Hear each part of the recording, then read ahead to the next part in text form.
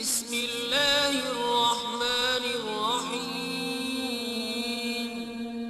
شروع اللہ کے نام سے جو بڑا مہربان نہایت رحم والا ہے۔ اعوذ باللہ من الشیطان الرجیم، بسم اللہ الرحمن الرحیم۔ زین للناس حب الشہوات من النساء، آراستہ کر دی گئی ہے لوگوں کے لیے خواہشات کی محبت عورتوں میں، اور پھر آنورڈ 5 مزید چیزیں اللہ تعالیٰ نے گنوائی ہیں، لیکن ٹاپ آف دا لسٹ جس چیز کو ڈسکس کیا وہ عورت کی آزمائش ہے، یا عربی میں ہم اسے کہتے ہیں فتنہ۔ ایک فتنہ وہ ہے جو پنجابی میں استعمال ہوتا ہے، وہ ڈیفرنٹ ہے۔ یہ ہے ٹیسٹ، آزمائش، جس کے ذریعے اللہ تعالیٰ آزماتا ہے۔ تو آپ دیکھ لیں کہ یہ جو 6 چیزیں اللہ تعالیٰ نے اس آیت مبارکہ سورہ آل عمران کی آیت نمبر 14 میں گنوائی ہے، اس میں پہلے نمبر پہ عورت کے فتنے کا، اس کی آزمائش کا ذکر کیا ہے۔ پھر اس کے بعد بیٹے، اس کے بعد پھر سونا اور چاندی کے جو جوڑے ہوئے خزانے،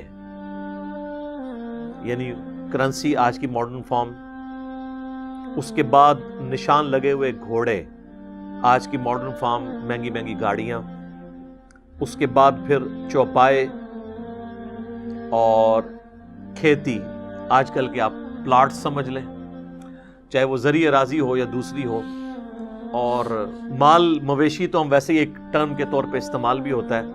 آج بھی آپ اگر چلے جائیں جنوبی پنجاب کی طرف تو وہ مویشی کو مال ہی کہہ رہے ہوتے ہیں، وہ بھی ایک ذریعہ ہے۔ تو یہ 6 چیزیں گنوائی ہیں، ان میں ٹاپ آف دا لسٹ اللہ تعالیٰ نے عورت کا ذکر کیا ہے۔ اس میں کوئی شک نہیں ہے کہ عورت کی جو آزمائش ہے یہ اس دنیا کی بڑی آزمائشوں میں سے ایک آزمائش ہے۔ صحیح مسلم میں حدیث ہے کہ اللہ کے محبوب صلی اللہ علیہ وآلہ وسلم نے فرمایا کہ اللہ تعالیٰ نے جنت کو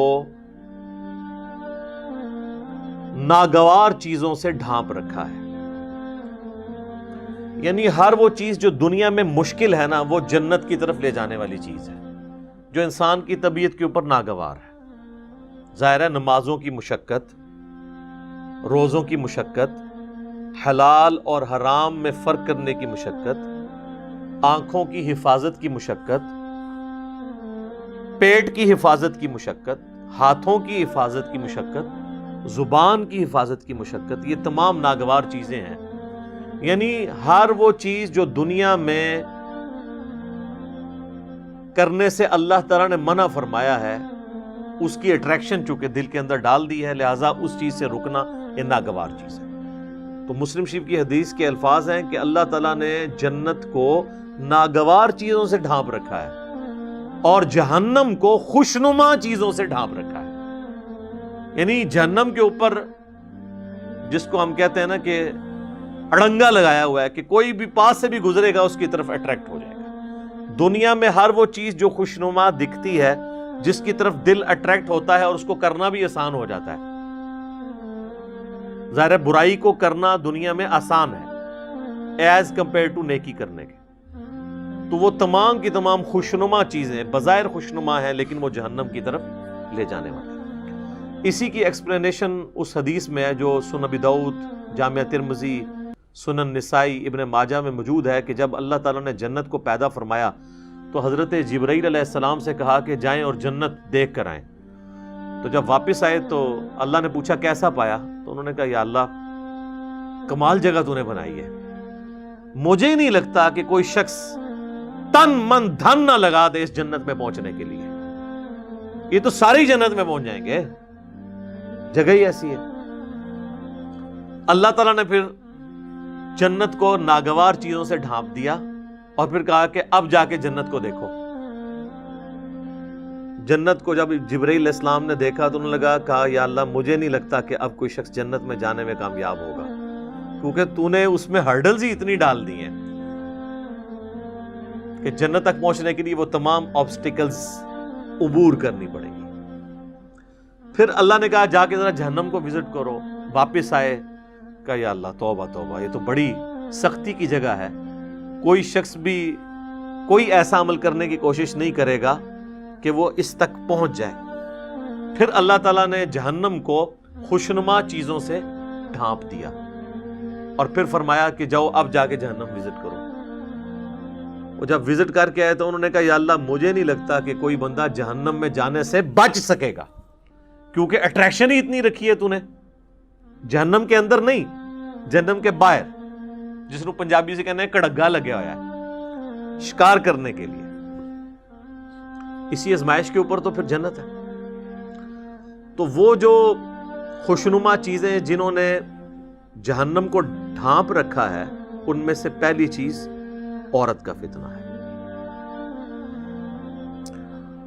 صحیح مسلم میں حدیث ہے, نبی صلی اللہ علیہ وآلہ وسلم نے فرمایا کہ دنیا متاع ہے, برتنے کی جگہ ہے, اور سب سے بہترین متاع نیک بیوی ہے.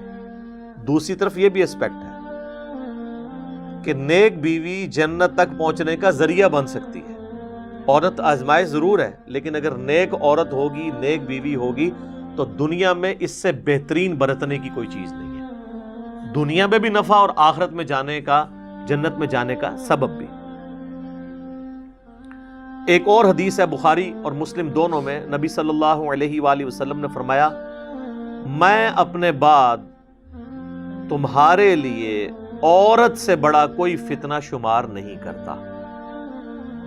یہ آپ علیہ السلام نے اپنے وفات کے دنوں میں وصیتیں کرتے ہوئے فرمایا کہ میرے بعد سب سے بڑی آزمائش جو تم پہ ہے وہ عورت کے فتنے کی شکل میں آئے گی. اب عورت کا فتنہ ایک تو سیکس کے پوائنٹ آف ویو سے بھی ہو سکتا ہے, اور ایک اس پوائنٹ آف ویو سے کہ کوئی شخص اپنی بیوی کی محبت کے اندر جو جائز ہے ایکسٹریم رویے اڈاپٹ کرے کہ اللہ کی حدوں کو توڑ دے, یا بیویوں کے ساتھ حسن سلوک نہ کرے اور ان کے جو جائز حقوق ہیں ان کو نہ دے, اور اس کے سبب اللہ تعالیٰ کے وہ عذاب کا مستحق ہو جائے. دونوں صورتوں میں عورت آزمائش ہے. ایک اور حدیث ہے بخاری اور مسلم میں, تیسری حدیث, یہ آلموسٹ 12 احادیث ہیں جو میں اس میں کور کروں گا. تیسری حدیث بخاری اور مسلم دونوں میں موجود ہے. 2 تو میں چونکہ تمہیدن بیان کر چکا ہوں, یہ 10 احادیث ہیں کنسیکٹیو, کہ نبی صلی اللہ علیہ وآلہ وسلم نے فرمایا کہ عورتوں کے پاس جانے سے بچو, یعنی ان عورتوں سے مراد غیر محرم عورتیں. تو صحابہ نے پوچھا کہ دیور کے بارے میں آپ کا کیا پوائنٹ آف ویو ہے, تو آپ نے فرمایا دیور تو موت ہے, یعنی سب سے زیادہ پردے کا اہتمام دیور سے کرنے کی ضرورت ہے. ظاہر ہے ایک گھر کے اندر تو فزیکل پردہ مشکل ہے, بہتر تو یہ کہ الگ گھر ہو, تو وہاں پھر نگاہوں کا پردہ ہوگا, نگاہ جھکا کر بات کرنا, جسے غض بصر کہا جاتا ہے عربی میں. سورۃ النور کے اندر اس کی تلقین ہے. اس کانٹیکسٹ میں میں نے دو ڈیٹیل لیکچر دیے ہیں. مسئلہ نمبر 161A, غض بصر سے متعلق 17 صحیح الاسناد حدیث, اور اسی کا پارٹ B تھا 161B مسئلہ عورتوں کے حجاب اور پردے سے متعلق. چوتھی حدیث جامعہ ترمذی میں ہے کہ نبی صلی اللہ علیہ وآلہ وسلم نے فرمایا کہ جب کوئی 2 مرد و عورت کسی جگہ الگ ہوتے ہیں, اب ظاہر ہے اس سے مراد میاں بیوی نہیں, جو نامحرم رشتہ ہے, تو تیسرا ان میں شیطان ہوتا ہے. تو یہ جو لوگ کہتے ہیں نا جی ہماری محبت بڑی پاکیزہ محبت ہے, اور ہر بندے نے پاکیزگی کی لیمٹس بھی اپنی رکھی ہوئی ہیں. کوئی شخص صرف فون پہ بات کرنے کو پاکیزہ محبت سمجھتا ہے, کوئی ہاتھ لگانے کو پاکیزہ محبت سمجھتا ہے, کوئی ایک سٹیپ اس سے آگے جانے کو پاکیزہ محبت سمجھتا ہے, اور اس سے آگے جانے کو وہ گناہ شمار کرتا ہے. حالانکہ اسلام میں نامحرم مرد و عورت کا کوئی اس اعتبار سے رشتہ نہیں ہے. حتیٰ کہ یہ جو منگیتر والا کانسیپٹ ہے نا, یہ بھی غلط ہے. منگیتر بھی آپس میں نامحرم ہے جب تک کہ نکاح نہ ہو جائے. آفیشیل بانڈنگ جو شریعت میں ہے وہ نکاح کا بانڈ ہے. تو بہتر یہ کہ یہ منگنی کرنے کی بجائے نا نکاح ڈائریکٹ کرنا چاہیے. اس کے بعد اگر مرد و عورت آپس میں فون کے اوپر رابطہ رکھنا چاہتے ہیں تو وہ ضرور رکھیں, لیکن فون تک ہی, اس سے آگے نہیں, کیونکہ نکاح کے بعد جب تک رخصتی نہ ہو تو مرد و عورت آپس میں کوئی بھی کسی قسم کا تعلق قائم نہیں کر سکتے، ورنہ تو یہ معاشرے کی جڑیں ہی پھر کٹ جائیں گی، اور اس قسم کے کیسز پھر سامنے آتے ہیں اور وہ آپ جوڈیشری میں بھی پروف نہیں کر سکتے، اور پھر معاملات کہاں سے کہاں بگڑ جاتے ہیں۔